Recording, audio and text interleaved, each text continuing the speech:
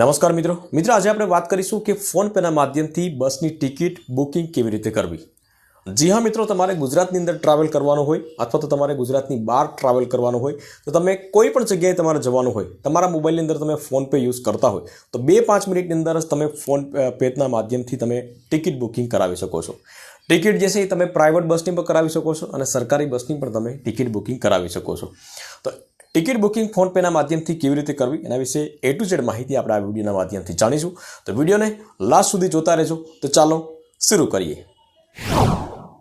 તો ફોનપેના માધ્યમથી ticket booking કરવા માટે સૌપ્રથમ તમારા મોબાઈલની અંદર ફોનપે ઓપન કરી લો। ફોનપે ઓપન કર્યા પછી તમારે અહીંયા નીચે સ્ક્રોલ કરવાનું રહેશે। આ પ્રમાણે નીચે સ્ક્રોલ કરશો એટલે અહીંયા ટ્રાવેલનું એક ઓપ્શન આવશે। તમે જોઈ શકો છો ટ્રાવેલનું ઓપ્શન છે, એમાં ઘણા બધા તમને ઓપ્શન મળી જશે। તમે ફ્લાઇટ ટિકિટ બુકિંગ કરાવી શકો છો, ટ્રેન ટિકિટ અથવા તો હોટેલ ટિકિટ બુકિંગ કરાવી શકો છો, પરંતુ એમાં આપણે બસ જે છે એમાં આપણે સિલેક્ટ કરવાનું છે અને ત્યાર પછી તમારે અહીંયા લોગિન નથી કરવાનું, ડાયરેક્ટ આપણે સ્કીપ કરી અને આપણે આગળ વધી જવાનું છે।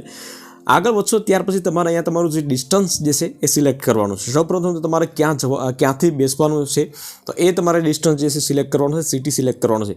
બાકી અહીંયા તમે જે છે તમે મેન સિટીઝ બતાવશે અને આમાં તમારે કોઈ જાજા સિટી નહીં બતાવે, એટલા માટે તમારે અહીંથી ચર્ચ કરી લેવાનું છે। નાના સિટીની અંદર આપણે હોય તો અહીંથી ચર્ચ કરી લેવાનું છે કે ત્યાંથી તમારે બેસવાનું છે।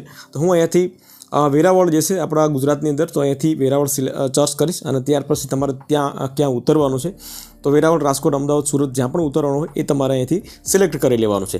હવે તમારે કઈ તારીખે તમારે બુક કરવાનું છે, મતલબ કે જવાનું છે, તો હું અહીંયા 21 તારીખે એક્ઝામ્પલ તરીકે સિલેક્ટ કરી અને અહીંયા ચર્ચનું ઓપ્શન છે તેના ઉપર આપણે અહીંથી ડાયરેક્ટ ક્લિક કરી લેશું। હવે ચર્ચના ઉપર બટન ઉપર ક્લિક કર્યા પછી તમને અહીંયા ઘણા બધા ઓપ્શન તમને મળી જશે। અહીંયા તમને પ્રાઇવેટ બસ પણ મળી જશે અને ઉપર જે GSRTC કરીને છે તો સરકારી બસો પણ તમને મળી જશે, બરાબર। અહીંથી તમે કેટલી ટ્રાવેલ્સ જશે, કેટલો ટાઈમ છે, પછી એનું ભાડું શું છે, તે તમામ વસ્તુ જે છે તમને અહીં મળી જશે। તમે અહીં જોઈ શકો છો કેટલા ટાઈમમાં તમને પહોંચાડી દેશે, તો આ બધી વસ્તુ વિગત જે છે એ તમને અહીંયાથી મળી જશે। પરંતુ તમે અહીંયા બેઠે જવા માગતા હોય, સરકારી બસમાં જવા માગતા હોય તો અહીંયા GSRTC છે એના ઉપર તમે ક્લિક કરશો એટલે તમે અહીંયા સીટિંગમાં પણ મતલબ કે બેસીને પણ તમે જઈ શકો છો। તો GSRTC ઉપર તમે ક્લિક કરશો એટલે અહીંયા તમારે ઘણી બધી સસ્તાવાળી જે બસો છે જે બેસીને આપણે જઈ શકીએ છીએ, બરાબર, તો એ પણ તમને આમાં જોવા મળશે। તો એમાંથી કોઈ પણ એક જે છે એ તમારે અહીંયાથી બુકિંગ કરી લેવાની છે। તો હું અહીંયા જસ્ટ એક્ઝામ્પલ તરીકે અહીંયા કોઈ પણ એક બસ જે છે સિલેક્ટ કરી લઉં છું। અહીંયા જય સોમનાથ ટ્રાવેલ કરીને છે એ આપણે અહીંથી સિલેક્ટ કરી લઈએ તો એના ઉપર આપણે અહીંથી ડાયરેક્ટ ક્લિક કરી લેવાનું છે। ત્યાર પછી તમારે આ પ્રમાણે કંઈક સીટો બતાવશે, બરાબર। અહીંયા તમે જોઈ શકો છો આ રેડ જે છે તો એ ફિમેલ સીટ છે, તો એની બાજુમાં તમે બુકિંગ નહીં કરી શકો। તો અહીંયા એક લોઅર સાઇડ છે ને એક અપર સાઇડ છે, બરાબર। એક બાજુ જે છે સિંગલ સાઇડ છે અને એક બાજુ જે છે ડબલ સાઇડ છે, પરંતુ તમારે જે નીચે ખાલી સીટો જે પડી છે તો એ તમે બુકિંગ કરાવી શકો છો। આ પ્રમાણે અહીંયા ડબલ અને સિંગલ સાઇડ જે છે તમને સિંગલ વ્યક્તિ હોય તો સિંગલ જ તમે બુકિંગ કરજો, બરાબર, એટલે તમને મતલબ ટ્રાવેલિંગ કરવામાં તમને બેનિફિટ રહેશે। તો આ પ્રમાણે તમારે નીચે તમે સિંગલ સોફો છે, બરાબર, તો એક સિલેક્ટ કરી અને આપણે પ્રોસેડ ઉપર ક્લિક કરીશું। પ્રોસેડ ઉપર ક્લિક કર્યા પછી તમારે ક્યાંથી તમારે ચડવાનું છે, મતલબ બેસવાનું છે, બરાબર, તો એ કોઈ પણ એક ડિસ્ટન્સ જે છે એ તમારે અહીંથી બેમાંથી એક સિલેક્ટ કરી લેવાનું છે, 2 કે અથવા તો 3 હોય જે પણ હોય એ સિલેક્ટ કરી અને ત્યાં તમારે ઉતરવાનું છે, બરાબર। દાખલા તરીકે તમારે સુરત જવાનું છે, અમદાવાદ જવાનું હોય તો અમદાવાદ તમારે ક્યાં ઉતરવાનું છે તો નીચે આખું એડ્રેસ આવશે એ તમારે સિલેક્ટ કરી લેવાનું છે। ત્યાર પછી અહીંયા સ્કીપ ફોર નાવ, બરાબર, તમારે લોગિન ના કરવું હોય, કોઈ કંઈ જરૂરિયાત નથી તો અહીંયા સ્કીપ ફોર નાવ ઉપર ક્લિક કરી અને આગળ આપણે વધી જશું। ત્યાર પછી તમારે અહીંયા પ્રમાણે તમારી જે ઈમેલ આઈડી જે છે એ તમારે ટાઈપ કરી દેવાની છે। ઈમેલ આઈડી ટાઈપ કર્યા પછી તમારો જે મોબાઈલ નંબર હોય એ મોબાઈલ નંબર ટાઈપ કરવાનો છે। મોબાઈલ નંબર તમે એવો ટાઈપ કરશો જેથીમાં વોટ્સએપ નંબર ચાલુ હોય, કારણ કે તમારી જે ટિકિટ જે છે એ તમારા વોટ્સએપમાં જ તમે ડાઉનલોડ કરી શકશો અને જ્યારે પણ તમને મેસેજ આગળના જે પણ હશે એ તમને તમારા વોટ્સએપમાં જ તમને મળી જશે। ત્યાર પછી તમારું જે ફૂલ નામ, તમારી ઉંમર કેટલી છે, મેલ ફિમેલ છે, જે પણ હોય એ તમારી બેઝિક ડિટેલ અહીંથી તમારે સિલેક્ટ કરી લેવાની છે। ત્યાર પછી તમારે અહીંયા હું એક વખત નામ જે છે એ લખી નાખું છું આ પ્રમાણે અંદાજિત।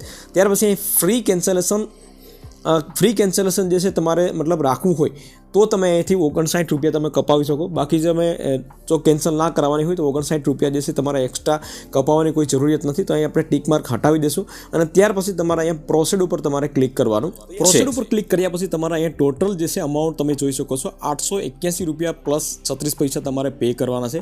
તેમાં તમારે 52 રૂપિયા જે છે એ તમારે 52 રૂપિયા જે છે એ તમારે ટેક્સીસના આપવાના રહેશે અને ફ્રી કેન્સલેશન ચાર્જીસ જે છે એ 59 મતલબ કે 59 રૂપિયા તમારે આપવાના રહેશે। પરંતુ તમે એવું લાગતું હોય કે ભાઈ મારે કન્ફર્મ જવાનું છે, કેન્સલ નથી ટિકિટ કરવાની, તો તમારે અહીંથી તમે રિમૂવ પણ કરી શકો છો.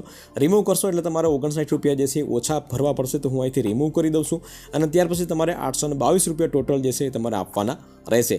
તમારે અહીંયા કૂપન કોડ જો હોય તો તમારે એન્ટર કરી શકો છો, બરાબર. બાકી કોઈ જરૂરિયાત નથી. તમારે અહીંયા પ્રોસેસ ટુ પે એના પર તમે ક્લિક કરશો એટલે ડાયરેક્ટ તમારે ફોનપેમાં તમને ટ્રાન્સફર કરી દેશે અને ત્યાર પછી તમારે ફરી એક વખત પ્રોસેસ ટુ પે એના ઉપર તમે ક્લિક કરશો. ત્યાર પછી પ્રોસેસ ટુ પે ઉપર ક્લિક કરશો એટલે તમારા ફોનપેની અંદર જે પણ પાસવર્ડ રાખેલા હોય એ પાસવર્ડ તમે ટાઈપ કરી દેશો. તમારા પૈસા જે છે ખાતામાંથી કપાઈ જશે અને ત્યાર પછી તરત જ તમારી ટિકિટ જે છે એ બુકિંગ થઈ જશે. બુકિંગ થઈ અને એનું જે PDF આવશે તો એ તમારા વોટ્સએપ નંબર જે તમે આપેલા હશે એમાં તમને ડાયરેક્ટ ટ્રાન્સફર થઈ જશે, બરાબર. તમે ચેકઆઉટ કરી શકશો મિત્રો. આ પ્રમાણે ફોનપેના માધ્યમથી તમે સરળતાથી ટિકિટ બુકિંગ કરાવી શકો છો મિત્રો. વિડીયો ગમ્યો હોય તો વિડીયોને એક લાઇક જરૂરથી કરી લેજો, શેર કરજો અને ચેનલ ઉપર નવા આવ્યા હોય તો ચેનલને સબસ્ક્રાઇબ જરૂરથી કરી લેજો.